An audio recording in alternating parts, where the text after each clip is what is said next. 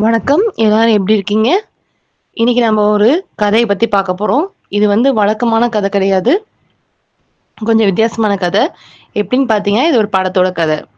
நான் இப்ப கொஞ்சம் சமீப காலத்துல ஒரு படம் பார்த்தேன். ஸ்டார் அப்படின்னு சொல்லிட்டு 2021ல ரிலீஸ் ஆயிருந்துச்சு. இந்த படம் ஒரு மலையாள படம் தான். ஆனா ரொம்பவே நல்லா இருந்துச்சு.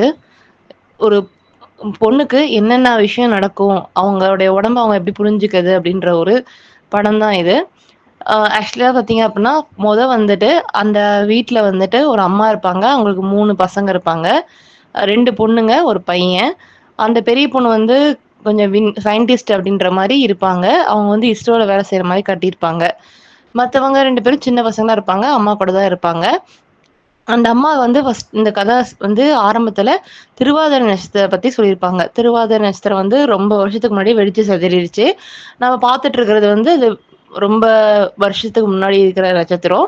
ஏன்னா பார்த்தீங்க அப்படின்னா, நமக்கும் அந்த நட்சத்திரத்துக்கும் சொல்லுவாங்கல்ல, பல ஒளி ஆண்டுகள் வித்தியாசம் அப்படின்னு சொல்லிட்டு.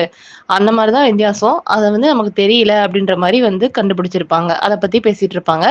இவங்க இப்படி பேசிட்டு இருக்கும்போது, இந்த படத்தினுடைய கதாநாயகி, அதாவது அந்த பசங்களோட அம்மா, அவங்களுக்கு திருவாதிரை நட்சத்திரம். அவங்களுக்கு கொஞ்சம் கொஞ்சமா மாற்றங்கள் ஏற்படும். எப்பயுமே சிரிச்சு பேசிட்டு இருக்கிற அவங்க, கொஞ்சம் கொஞ்சமா அவங்க மாற்றம் அடைவாங்க. கோவப்படுறது, கத்துறது, எதுக்கெடுத்தாலும் எல்லாத்தையும் தூக்கி போட்டு உடைக்கிறது, எதுலயுமே ஒரு ஈடுபாடு இல்லாம இருக்கிறது, ஆர்வம் இல்லாம இருக்கிறது, யார் கூடயும் பேசாம இருக்கிறது, எரிஞ்சு எரிஞ்சு விழுறது, இதே மாரி அவங்களுடைய குணம் மாறிக்கிட்டே இருக்கும். இதெல்லாம் பார்த்து பக்கத்துல இருக்கவங்களுக்கெல்லாம் "என்ன இவங்க இப்படி மாறிட்டு இருக்காங்க?" அப்படின்ற மாரி தோணும். கூடவே ஒரு பாட்டி வச்சிருப்பாங்க. அந்த பாட்டி வேற கம்முனு இருக்காம பசங்கிட்ட அப்பப்ப பேய் கதை சொல்லிட்டு இருப்பாங்க. அதனால அந்த பசங்க நம்ம அம்மாக்கு பேய் தான் பிடிச்சிருச்சோ அப்படின்னு நினைச்சிட்டு இருப்பாங்க. அவங்க அப்பா அதெல்லாம் ஒண்ணும் இல்ல. உங்க அம்மாக்கு ஏதாவது வேலையில பிரச்சனையா இருக்கும். ஏதோ இதா இருக்கும். அந்த கோவத்துல தான் அப்படி இருக்காங்க அப்படின்னு சொல்லிட்டு அவங்க அப்பா அந்த பசங்கள சமாதானப்படுத்திட்டு இருப்பாங்க. ஒரு நாள் அந்த அம்மா என்ன பண்ணுவாங்க, அவங்க முடிய தானே வெட்டிக்குவாங்க. அத வேலைக்காரம்மா பார்த்துக்குவாங்க. அதே மாரி அவங்க போய் வெளியில இருக்கிற அந்த செக்யூரிட்டிட்ட போய் சொல்லுவாங்க. அதுக்கு அந்த செக்யூரிட்டி ஆமா. அவங்க இப்பலாம் முன்ன மாரி இல்ல. என்ன நடக்குதுன்னே தெரியல அப்படின்னு சொல்லுவாங்க. இவங்களும் ஒரு பேய் படம் மாரி தான் கொண்டு போவாங்க. எனக்கு அடிக்கடி ஒரு காடு கனவுல வருது அப்படின்னு சொல்லுவாங்க. அந்த உடனே அந்த கூட வேலை செய்றவங்க, இந்த மாரி காடெல்லாம் கனவுல வரக்கூடாது அப்படின்னு சொல்லுவாங்க. இது ஒரு ஒரு ஹாரர் மாரியே கொண்டு போவாங்க. அப்புறம் ஒரு விழா வரும் கேரளால. அந்த ஒரு திருவிழாவுக்கு எல்லாரும் ஒண்ணா சேர்ந்து போற மாரி கார்ல போவாங்க. அப்ப அவங்க எதையோ ஒண்ண வெறிச்சோ பார்த்துட்டே வருவாங்க.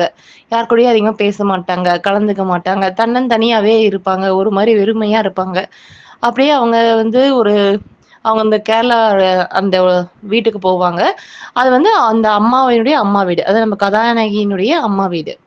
அங்க போனாலும் இதே மாரி மர்மமா தான் இருக்கும். அவங்க அதே மாரி தான் இருப்பாங்க. ஆனா கொஞ்ச நாள்ல சிரிச்சு, பேசி, பழகி எல்லார் கூடயும் ரொம்ப சந்தோஷமா இருப்பாங்க. அப்ப கூட அவங்க சொல்லுவாங்க, "இந்த வீட்ல ஒரு தேவதை இருக்கு. அந்த தேவதை அந்த அறைய விட்டு வெளில வராது. அதோட உயிர் பிரிஞ்சா மட்டும் தான், உடல் மட்டும் தான் வெளில வரும்." அப்படின்னு சொல்லிட்டு. இவங்க எல்லாருமே இந்த திருவிழால நடனம் ஆடிட்டு இருக்கும்போது, அந்த சின்ன பையன் மட்டும் அந்த ரூம்குள்ள என்ன இருக்குதுன்னு பார்க்கணும் அப்படின்னு சொல்லிட்டு உள்ள போய் நின்னு பார்த்துட்டு இருப்பான். அந்த ரூம்ல பார்த்தீங்க அப்படின்னா, ஒரு வயசான பாட்டி இருப்பாங்க. இந்த கதாநாயகினிக்கே பாட்டி. அந்த மாரி ஒரு பாட்டி இருப்பாங்க. அவங்க தான் தேவதைன்னு சொல்லிட்டு இவங்கலாம் வச்சுக்கிட்டு இருக்காங்க. அவங்களோட உயிர் பிரிஞ்சா மட்டும் தான் அவங்க அந்த வீட்ட விட்டு வெளில அந்த கதவ தாண்டி வெளில வருவாங்க அப்படின்னு சொல்லிட்டு இருப்பாங்க. அவங்க உள்ளுக்குள்ளேயே நல்லா டான்ஸ் ஆடிட்டு இருப்பாங்க. அந்த பையன் அத பார்த்துட்டு, "என்ன இவங்க இப்படி ஆடிட்டு இருக்காங்க?" அப்படின்ற மாரி நெனச்சுக்குவாங்க. அதுக்கப்புறம் அந்த கதாநாயகிக்கு நெறையாவே வித்தியாசம் தெரியும். எதுக்கு எடுத்தாலும் கோவப்படுறது, ஒரு மாரி சிரிக்கிறது, கத்துறது, திடீர்னு அழுகுறது, இந்த மாரி இருப்பாங்க. அவங்க கணவர்கிட்டயும் ஒழுங்கா பேச மாட்டாங்க. திடீர்னு நல்லா கண்ணுக்கு மையெல்லாம் வச்சுக்கிட்டு, பொட்டெல்லாம் வச்சுக்கிட்டு நான் அழகா இருக்கனான்னு கேட்பாங்க. திடீர்னு பேசிட்டே இருக்கும்போது கோவப்படுவாங்க. அவங்க கணவருக்கே புரியாது, இவங்க ஏன் இப்படி இருக்காங்க அப்படின்னு சொல்லிட்டு. இதெல்லாம் பார்த்துட்டு இருந்த அந்த கதாநாயகியினுடைய அம்மா என்ன சொல்லுவாங்க அப்படின்னா, இந்த ஏதோ நம்ம பொண்ணுக்கு ஆயிடுச்சு. சரி பேய் ஓட்டலாம் அப்படின்னு சொல்லிட்டு, அந்த வீட்ல பேய் ஓட்டுற சடங்கெல்லாம் பண்ணுவாங்க. அப்ப அந்த பாட்டி உள்ள இருந்து அந்த கொள்ளு பாட்டி. அ அவங்க உள்ள இருந்து அந்த அறைய விட்டு வெளில என்னுடைய பேத்திக்கு ஒண்ணும் இல்ல. யாரும் என் பேத்திய தொந்தரவு பண்ணாதீங்க. அவ தானா சரியாயிருவா அப்படின்னு சொல்லிட்டு, அந்த அறைக்குள்ள அந்த பேத்தியும் கூட்டிட்டு போவாங்க. அப்புறம் கொஞ்ச நேரம் பேசிட்டு இருந்துட்டு, எல்லாரும் வெளில வருவாங்க. இத கேள்விப்பட்ட கணவருக்கு கோவம் வந்துரும். இந்த மாரிலாம் பண்ணாதீங்க அப்படின்னு சொல்லிட்டு. அப்ப அந்த பையன் வந்து அவங்க அப்பாட்ட போய் கேட்பான். "ஏன்ப்பா அம்மாக்கு பேய் தான் புடிச்சிருக்கா?" அப்படின்னு சொல்லிட்டு. அதுக்கு அவரு "அதெல்லாம் ஒண்ணும் இல்ல. அம்மாக்கு ஏதோ ஒரு மன சுமை இருக்குது. அதுதான்" அப்படின்னு சொல்லிட்டு இருப்பாங்க. "இல்லப்பா நான் பார்த்துருக்கேன். பல நாள் வந்து ராத்திரியில அம்மா அவங்க பாத்ரூம்ல உட்காந்து அழுவுவாங்க. எனக்கு அது பயமா இருக்கும்.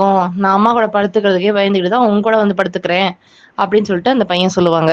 அப்புறம் அந்த பொண்ணும் சரி சொல்லுவாங்க. அந்த செக்யூரிட்டியும் சரி இவர்கிட்ட சொல்லுவாங்க. இவங்க தினமும் ராத்திரி வந்து மேல மொட்டை மாடில போயிட்டு நிலாவ வெறிச்சு பார்த்துட்டு, தனக்கு தானா ஏதோ பேசிக்கிட்டே இருக்காங்க. இதெல்லாம் வந்து சந்தேகத்துக்கு இதமானது.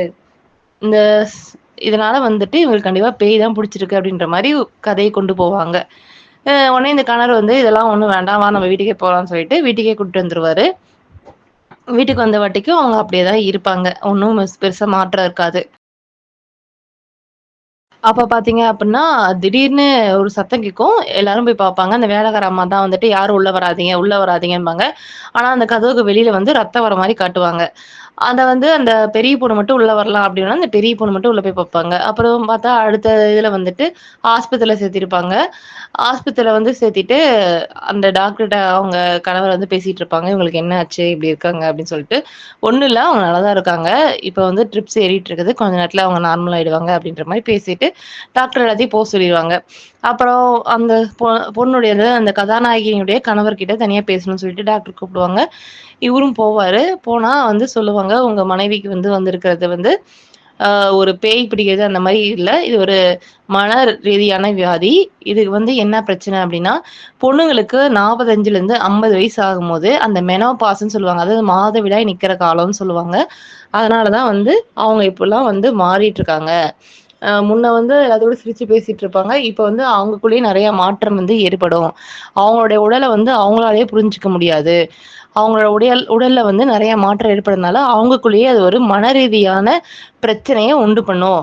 ஆ இப்ப என்ன நடக்குதுன்னு புரிஞ்சுக்க முடியாது. அவங்க உடம்பெல்லாம் வந்து ரொம்பவும் வறண்டு போகும். அதுவும் இல்லாம நம்மள எல்லாரும் வெறுக்கிறாங்களோ! அப்டின்ற மாரி ஒரு தனிமை வந்து அவங்களுக்குள்ள உருவாகும். யார் கூடயும் சரியா பேசாம, அந்த வலி வந்து அதிகமா இருக்கும். அதனாலேயே அவங்க வந்து ராத்திரிலாம் உட்காந்து அழுதுருப்பாங்க. இந்த மாரி அவங்களுடைய உடல்ல இருக்கிற மாற்றம் தான் இதுக்கெல்லாம் காரணம் அப்டின்னு சொல்லுவாங்க. அதுக்கப்புறம் அந்த கணவரும் புரிஞ்சுக்குவாங்க. அந்த இதுல சொல்லுவாங்க அந்த டாக்டர் வந்து, இவங்க இந்த நேரத்துல வந்து இப்படிதான் இருப்பாங்க. கூட இருக்கவங்க தான் வந்து அவங்களுக்கு உறுதுணையா இருந்து, அவங்கள இத கடக்க வைக்கணும் அப்படின்னு சொல்லிட்டு. அதுக்கப்புறம் தான் அவங்க குடும்பத்துக்கு எல்லாத்துக்குமே தெரியும். இந்த படத்த வந்து நான் ஏன் சொல்றேன் அப்படின்னா, இது வந்து 45லேருந்து 50 வயசுங்கிறது ஒரு பொண்ணுங்களுக்கு ரொம்பவே முக்கியமான ஒரு கட்டம். இப்ப எப்படி 13லேருந்து 12லேருந்து ஒரு 16 வயசு வரைக்கும் அந்த வயசுக்கு வர கட்டமோ, அதே மாரி இந்த 45லேருந்து 50 ரொம்ப முக்கியமான ஒரு கட்டம். இதுல வந்து அவங்களுடைய கர்ப்பப்பை வந்துட்டு இந்த இது மெனோபாஸ்ன்னு சொல்லுவாங்க. அந்த இது நடக்கும்போது அவங்களுக்கு கர்ப்பப்பையில அதிகமான வலி இருக்கும். அத அவங்களால தாங்கிக்க முடியாது. அதுவும் இல்லாம மாதவிடாய், ரத்தப்போக்கு இதெல்லாம் அதிகமாவே வந்துகிட்டு இருக்கும். மாசத்துக்கு ஒரு தடவ வந்தது, 2 தடவ, 3 தடவ இந்த மாரி வரும். அதனால அவங்களால எப்பயும் போல வேலைகள்லாம் செய்ய முடியாது. அந்த காரணத்தாலேயே அவங்க வந்து எல்லார்கிட்டயும் எரிஞ்சொலுவாங்க. அவங்களுக்குள்ள நெறைய ஹார்மோனல் சேஞ்சஸ் நடக்கும். அதெல்லாம் அவங்களால புரிஞ்சுக்க முடியாது. அந்த புரிஞ்சுக்கிற அதாவது 50 வயசு அப்படிங்கும்போது அவங்களால அதையும் தாங்கிக்க முடியாது. குடும்ப சுமையும் தாங்க முடியாது. இந்த காலகட்டத்தில பெண்களுக்கு குடும்பம் தான் உறுதுணையா இருந்து அவங்கள பார்த்துக்கணும். இத்தன வருஷமா நம்மள பார்த்துக்கிட்ட அவங்களுக்கு 50 வயசுல நாம கொஞ்சம் உறுதுணையா இருந்து அவங்கள அத கடக்க செய்யணும். இதுதான் அந்த படத்தினுடைய கருத்து. அதுதான் நானும் உங்ககிட்ட சொல்றேன். இங்க வீடியோ பார்த்துட்டு இருக்கவங்க நெறைய பேரு இந்த காலகட்டத்தில இருக்கிற பெண்களா இருக்கலாம். இல்ல உங்களுடைய அம்மாக்கு, இல்ல உங்களுடைய அக்காக்கு, இல்ல உங்களோட மனைவிக்கு இந்த மாரி வந்து நடந்துட்டு இருக்கலாம். இந்த மாரிலாம் அவங்க கிட்ட வந்து ஒரு வித்தியாசம் தெரியுது அப்டின்னா, அவங்க வெறுப்ப காட்டுறாங்கன்னா, நீங்களும் பதிலுக்கு வெறுப்ப காட்டி, அவங்க மனச புண்படுத்தாம, அவங்களுடைய நெலைமைய புரிஞ்சுகிட்டு, அவங்களுக்கு உறுதுணையா இருந்து, அவங்க வந்து இத கடந்து வரதுக்கு நீங்க கொஞ்சம் உதவி பண்ணணும். அதுதான் நான் சொல்ல வர்றது. அதே மாரி இது வந்து முக்கியமா பெண்களுக்கு மட்டும் சொல்லிக்கிறேன். நாம வந்து நம்ம பசங்களுக்கு உடம்பு சரியில்ல, நமக்கு பசங்களுக்கு வந்து கல்யாணம் இருக்கு, இல்ல நம்ம பசங்களுக்கு வந்து பரீட்சை இருக்கு. நம்ம அம்மாவ பார்த்துக்கணும், அப்பாவ பார்த்துக்கணும், மாமியார், மாமனார், கணவர பார்த்துக்கணும், குடும்பத்த பார்க்கணும், குடும்ப சுமை இருக்கு. இது எல்லாமே இருக்கட்டும். நம்மளுடைய ஹெல்த் தான் நம்ம வந்து ஃபர்ஸ்ட் பார்க்கணும். ஏன்னா, இவங்க எல்லாத்தையும் பார்த்துக்க நாம இருக்கோம். நமக்கு ஏதாவது ஒண்ணுனா யார் இருக்கா? நம்மள பார்த்துக்க நாம மட்டும் தான் இருக்கோம். அதனால தான் வந்து பெண்கள சொல்லுவாங்க. அடுத்தவங்களையும் ஹீல் பண்ணி நம்மளையும் ஹீல் பண்ற ஒரு சக்தி நம்ம கிட்ட தான் இருக்கு. அதனால தான் பெண்களே தேவதைன்னு சொல்றாங்க. நம்மள நாம பாதுகாத்துக்கலாம். அதுக்கு என்ன பண்ணும் அப்படின்னா, 45 வயசுலேருந்து 50 வயசு நீங்க நெருங்கிட்டு இருக்கும்போது, உங்களுக்கு இந்த மாரி அறிகுறிகள் தெரிஞ்சுச்சு அப்படின்னா, கண்டிப்பா நீங்க வந்து உங்க டாக்டர பார்த்துக்கணும். டாக்டர பார்த்துட்டு அவங்க கிட்ட சஜஷன் எடுத்துக்கணும். வழிமுறைகள்லாம் கரெக்ட்டா பின்பற்றுனோம்னா, முக்காவாசி இதுலருந்து நம்ம வெளில வந்துரலாம். நமக்கு இதுதான் நடக்குது அப்படின்றது ஓரளவுக்கு நமக்கு வந்து புரிஞ்சுக்கிட்டோம் அப்படின்னா, நம்மளுடைய உடல்ல இந்த மாற்றத்தலாம் நம்ம வந்து எளிமையா எடுத்துக்க முடியும். மனச வந்து கட்டுப்படுத்தி, ரொம்ப நிதானம் இல்லாம ஆகும்போது, நமக்கு தேவையில்லாம மன அழுத்தம் தான் அதிகமாகும். அந்த மன அழுத்தம் வந்து நமக்கு கெடுதல். அது இன்னும் வேற ப்ராப்ளம்லாம் கொண்டு வரும். அதனால 45 வயசுலேருந்து 50 வயசு இந்த காலகட்டத்தில நம்ம ரொம்பவுமே வந்து கவனமா இருக்கணும். அடிக்கடி நம்ப மகப்பேறு மருத்துவர அணுகி, அவங்க கிட்ட வந்து முறையா சிகிச்சை பெற்றுக்கணும். இத தான் நான் சொல்ல வரேன். கண்டிப்பா இது எல்லாத்துக்கும் ஒரு யூஸ்ஃபுல்லா இருக்கும்னு நெனைக்கிறேன். ஏன்னா, நான் கதைய மட்டுமே சொல்லாம, ஒரு விழிப்புணர்வா இது இருக்கட்டும். நான் அந்த படம் பார்த்தப்ப எனக்கு இதுதான் தோணுச்சு. அதனால உங்க எல்லார்கிட்டயும் இத நான் வந்து பகிர்ந்துக்கிறேன். இந்த வீடியோ வந்து நீங்க எந்த ஏஜ்ல இருக்கவங்க யாருக்காவது நீங்க பகிரணும்னு நெனச்சா கூட நீங்க ஷேர் பண்ணலாம். நன்றி.